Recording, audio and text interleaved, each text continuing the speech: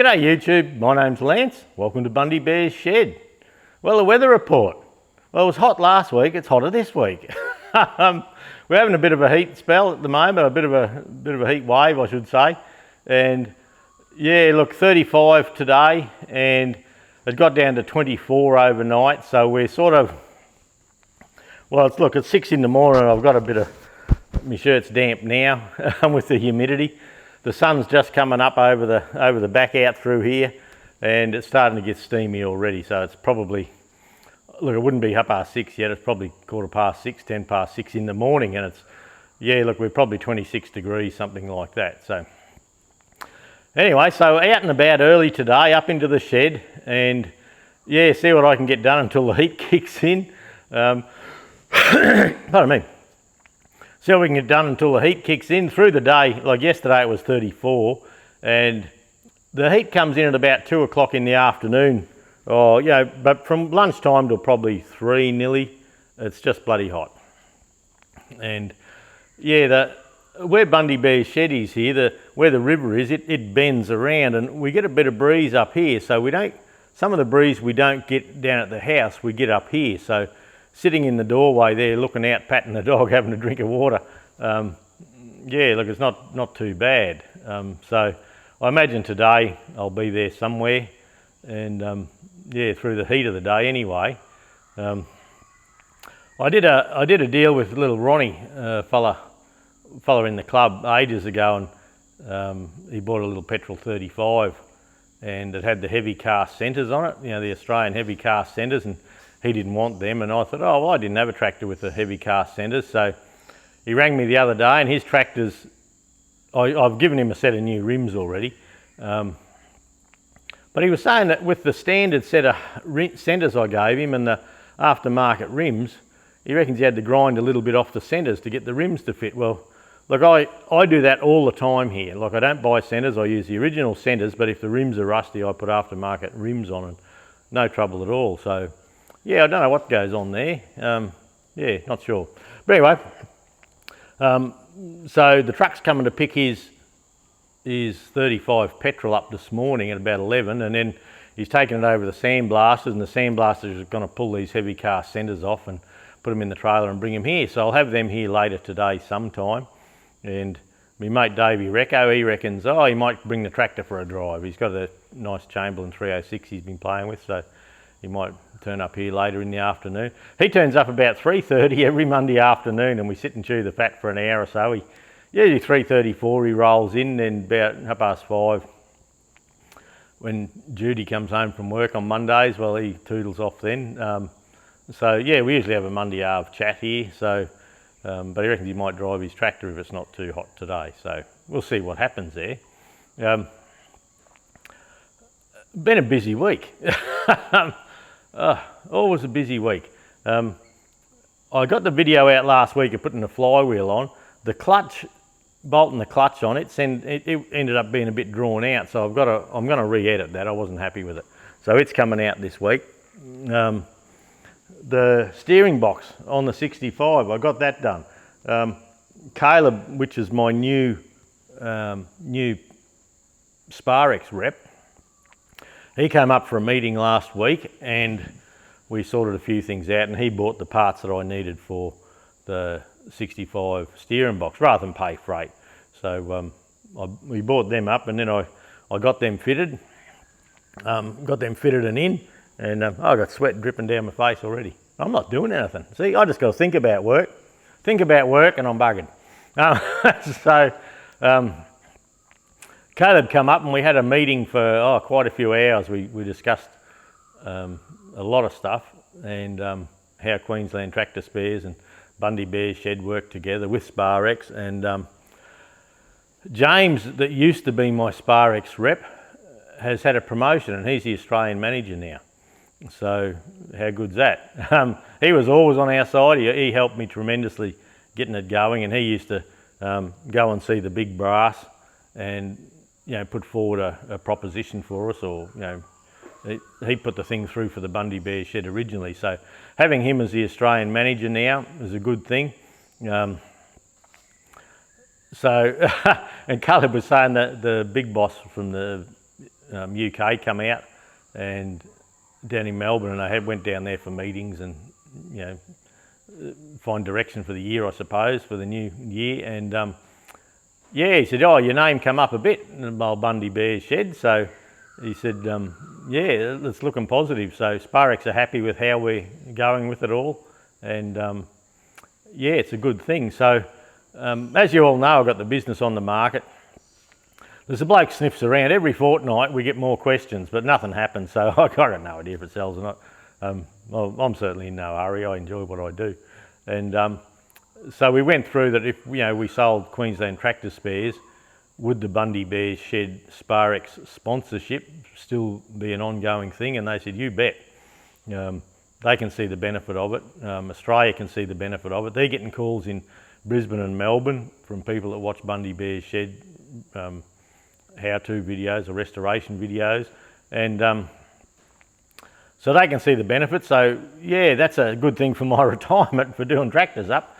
Yeah, so we'll just keep buying tractors and keep playing along. The excitement of the week was I got a new tractor, a David Brown 880. It's a 880A, and which means it's got a dual clutch, it's live drive, and at the end of the serial number it's got an S, so it's a 12 speed, so it's an 880 12 speed, so 880 Selectomatic, I should point out, not an Implematic. So it's a white and brown tractor. I'm really blaming Barry from Man from the Mist and Shane from Path of Discovery. Those blokes are there on YouTube working on their David Browns, putting it out there in front of us, and then one comes up on Marketplace, so you feel you got to get it. So I'm blaming them fellas, that's it. That didn't wash with the missus, but anyway, I'm blaming them anyway. So yeah, I hadn't worked on one for ages, and seeing these fellas bug around with theirs, it was all coming back, you know, the things that they were doing. You think, oh, I bloody forgot about that, or something like that. So I did have some books tucked away in the pallet racking up the top there, so I jumped up there the other day and got them, and I've got 2 workshop manuals. One's a bit water damaged, but I've got the workshop manual for the Selectomatics, and I come across this beautiful Implematic hydraulic diagram that I forgot I had, and it's folded up in A4 size, but it would be a big wall hanging like that. So I may get that into a frame or something, I think. And yeah, I had forgotten that I had a book of service bulletins, David Brown service bulletins, and so I had a look at that and sat down and had a bit of a read through them, and I come across one that said when your main bore, your main hydraulic piston bore is scored, you can bore out the bore 20 thousandths of an inch, and they actually supplied an oversized hydraulic piston so you didn't have to replace the whole housing. Nowadays they'd make you buy the bloody lot. So yeah, look, I found that very interesting. That's something I'd never knew, and I worked for David Brown as a field service fitter for 8.5 years, and yeah, I can never remember doing that. So anyway, I mightn't have seen that bulletin, but back in the day, I can remember back in the day the dealership would get bulletins and they went straight in the service manager's office, and us blokes on the floor, we rarely ever saw them. So just how it worked, I suppose.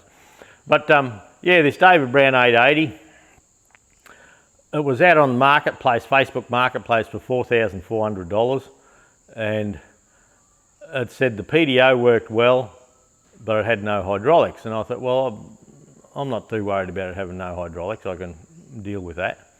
And the thing I really went for was the PAVT rear wheels. Look, they're nearly worth as much as what I paid for the tractor. Probably not, but anyway, close. But anyway, I sort of half knew the fella that was selling it, and it turned out he was selling it on behalf of another fella that didn't do Facebook Marketplace. So you hate that sort of thing. And so anyway, I got onto him and had a yarn, and I said, look, 4,400 for a... He said, oh, you want to come and have a look? Are you interested? And I said, look, not at $4,400. 4,400 for a tractor that's, even though it's reasonably straight, for a tractor with no hydraulics, no roll frame, no nothing, it's just too expensive. I said, no way, I'm just not going to pay that. I'm not going to go and have a look. It's too dear. And he said, well, what would you think it'd be worth? And I said, oh, well, maybe $3 grand. because I said those hydraulics are a gamble. If that valve was buggered, there's expense right there straight away. So he said, oh well, he went and talked to the fella, and he come back and he said, yeah, look, I think we'll accept your offer of $3,000. And I thought, oh okay, I better go and have a look first. So I went out to the tractor and had a look, and look, the fella was lovely, great to deal with. And yeah, he had work to do, and he said, look, I'll just leave you with it, you drive it around, do whatever you'd like to do, and away you go. So I had to look at it and drove it around, and the PDO clutch didn't work, and it's just stuck, because he was saying, and in the ad it said PDO works, so I thought, oh, that's not real good, and the battery was flat, and but we had this little jump start package thing, just hit the key and boom, away she went. And the motor in the thing's terrific. Like it starts just the first half a turn of the crank and she's away. And I drove around the paddock and, loading it up in high gear with the brakes and a little bit of black smoke. But, the engine, the engine's in good order, I'm sure. The injection pump's been done. Look, it doesn't look too long ago. It looks like it's been done by a diesel shop. When I get the bonnet off to pressure clean it later this morning, I'm going to look around, and sometimes there's a date code. What happened was the diesel shops had a little date stamp, and they could put a little date stamp on so they knew when that it was them that did the job. And the one in town used to put the invoice number, so they could look that invoice up if it ever had trouble or come for warranty, or it came in 5-10 years later and they could see if they'd fueled it up or what they'd done. So I'll have a look for that. But anyway, talking to Peter, I was, look, in the ad it says the PDO works, and I said the PDO does work, but the PDO clutch doesn't work. So all of a sudden I've got to split the tractor. So I said, would you be interested in dropping down to 2.5 with your price? And he said, oh, no, not really. He says, I reckon it's worth $3,000. And I said, well, with no hydraulics, and now the PDO clutch is buggered, I wouldn't mind if you come my way a little bit. And he said, oh, no, $3,000. He said, I'm pretty sure I want 3. And I said, oh, well, don't worry about it then. I was going to walk away. And I got to the ute and we're just walking along having a chat. And I said, look, you don't want to meet me halfway at $2,750, eh? I said, I'll do it at that, but I won't come up to $3,000. And he said, oh yeah, bugger it, I'll let it go for that. And because we got on well, you have a chat and you make a new friend. And I was counting the money out, and I had a heap of 20s and it was $2,750, and he'd make it $2,740. So anyway, $2,740 we paid for the tractor. And it runs well, drives well, every gear works, it's quiet in the transmission. So I'm pretty pleased. Now, for the moment, there's going to be a couple of videos on it, and the first video coming up is how to diagnose your selectomatic hydraulics. I look at Facebook and that a lot about tractor problems and all that, and not all the advice is bad, but not all the advice is good. In my mind, like that's the way I think of things. So I'm going to run through. I may get that done today, I don't know. Depends how hot it is, and if I can find a nice shady spot, and if there's a breeze or whatever we get up to for the day. If it's too hot, I'll probably sit in the doorway and pat the dog. But I only ever do that for a few minutes, but we'll see. But I've worked out what's wrong with the hydraulics on this tractor, but I'll show you how I come to that conclusion. And I know the hold valve is stuck solid. I cannot get that out. I've had circlip pliers down the hole and everything, and it will not budge. And there's a little hole at the back of the triangle plate where you can put a screwdriver down, and when you put it in TCU you can move the lever, and the little bar underneath pushes on your control valve, and your control valve should move. Control valve's not moving. So from being an irrigation winch anchor, with that top cover plate off because the hydraulics weren't working, it's rusted that valve up. So I asked the old mate I bought it off, I said, that plate on the top there, do you have that anywhere? Did you take it off? He says, no. He says, that was off when I bought it. He said, the hydraulics have never worked since he's had it, but he just wanted it as an anchor for his winch when he was growing a bit of corn. So he wasn't really worried about it. But but that arse end will have quite a bit of moisture in it, you can bet on it. So the 880 I mean out the back, the 880A out the back, it has been all sealed up all this time. So it's a bit of a gamble, but I'm pretty sure that the linkage will be okay in that. So I'm probably going to pull the whole control valve out, rock shaft out, and maybe run through that unit. Having a rusty valve, and look, I may pull this valve apart just for shit and giggle sort of thing, really, just to have a look and see if I to accept the challenge to see if I can get it going. But we'll see how we go. So that was a bit exciting for the week. I was a bit keen. This coming Wednesday we go and pick up Judy's new car, so that'll be exciting. As for buying things, there's been an item that I used to go to this fella's farm and fix his tractors between 15 and 20 years ago, and he had this nice old ute there, and he was one owner, bought it from new, and anyway, I've spoken to him and I said, oh, you ever want to sell that? Give me a call. And anyway, a few times I've talked to him and he comes to the counter and I said, oh, how you going, how's that old ute going? And, oh, still driving it, Lance. So he goes, yeah, okay, keep me in mind. And then quite a few years ago, I'd sort of lost hope of ever getting it. And he said, oh, the kids had a business and they were going to grab it and do it for the business. But yeah, so I thought, oh, well, that's it. Family's got it, that's fine. And buggered me dead on Friday, he trots into the shop as Lance here, and I'd just gone home. And he left a message for me to ring him. And so I rang him and he said, oh, look, we've sold the farm. We've got to move to town. You're still interested in buying that ute? And I was just blown away because I'd forgotten. I hadn't forgotten about it. It was always on my mind, but it was one of those things that, yeah, I thought it was a lost cause. But I used to do his work for him. We always got on well, and I'd go and have a look at this thing and have a look in it and a sit in it and a look every time and have a chat about it. And so anyway, I rang him Saturday and he said, look, you've always been interested in that. It's coming up for sale. Well, it's for sale. You're having first chop at it if you want it. And I said, what do you want for it? And he said, look, I don't know what it's worth. He said, I know what they're worth done up, but I don't know what they're worth in good original condition. And look, this thing has never spent a night out of the shed. Sits in the shed. He's telling me it's got a couple of leaky wheel cylinders. He deregistered it 2 years ago, so it wasn't worth driving to town. Paying rego after he sold the farm wasn't worth paying the rego on, so he deregistered it. And so he was going to go away over the weekend, talk to family and that, and see what it's worth to him. And I said, well, I am interested. Thanks very much for thinking about me. Work out a price. You and the family work out a price, what you'd like for this thing. And if it's something that I can accept, yeah, look, we'll come and get it. So that's this week. I'm hoping that works out. I'm a bit excited about it, really. So yeah, who knows? There may be an old ute in the shed here as well, something to play with.